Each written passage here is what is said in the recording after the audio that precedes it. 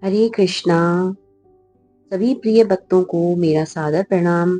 आज अजय एकादशी का व्रत है और मैं आपको इसकी कथा सुनाने वाली हूँ। तो युधिष्ठिर ने पूछा, जनार्दन, भाद्रपद मास के कृष्ण पक्ष में कौन सी एकादशी होती है, कृपया बताइए। भगवान श्री कृष्ण बोले, राजन, एक चित्त होकर सुनो। भाद्रपद मास की कृष्ण पक्ष की एकादशी का नाम अजा है। वह सब पापों को नाश करने वाली है।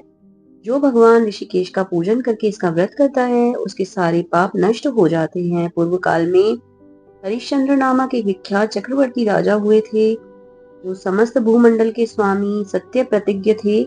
एक समय किसी कर्म का फल भोगने पर उन्हें राज्य से भ्रष्ट होना पड़ा। राजा ने अपनी पत्नी और पुत्र को बेच दिया, फिर स्वयं को बेच दिया। पुण्य आत्मा होते हुए भी उन्हें चांडाल की दास्ता का स्वीकार करनी पड़ी। वे मुर्दे का कफन लिया करते थे, इतने पर भी राजा हरिश्चंद्र सत्य से विचलित नहीं हुए।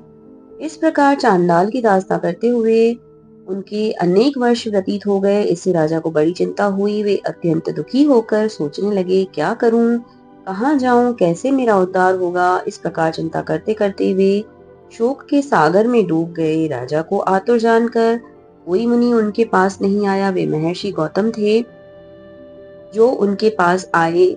श्रेष्ठ ब्राह्मण को आया देख राजन ने उनके चरण में प्रणाम किया और दोनों हाथ जोड़कर गौतम ऋषि के सामने खड़े होकर अपना सारा दुखमय वृतांत सुनाया।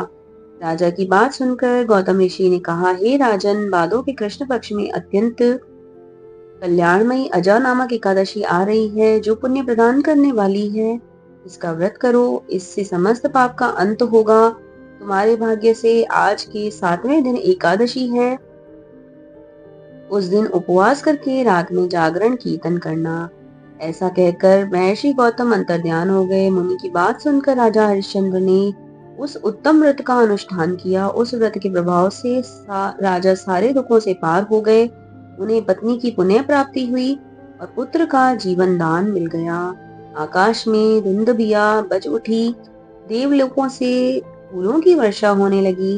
एकादशी के प्रभाव से राजा ने अकंटक राज्य प्राप्त कर लिया और अंत में वे पुरजन और परिजनों के साथ स्वर्ग लोक को प्राप्त हुए। राजा युधिष्ठिर, जो मनुष्य ऐसा व्रत करते हैं, वे समस्त पापों से मुक्त हो स्वर्ग लोक में जाते हैं। इसके विषय में पढ़ने और सुनने से अश्वमेध यज्ञ का फल मिलता है। तो प्रिय भक्तों, आज की कथा यहीं समाप्त हुई। आपको ये कथा कैसी लगी मुझे जरूर से बताइएगा। जय श्री कृष्णा। राधे राधे।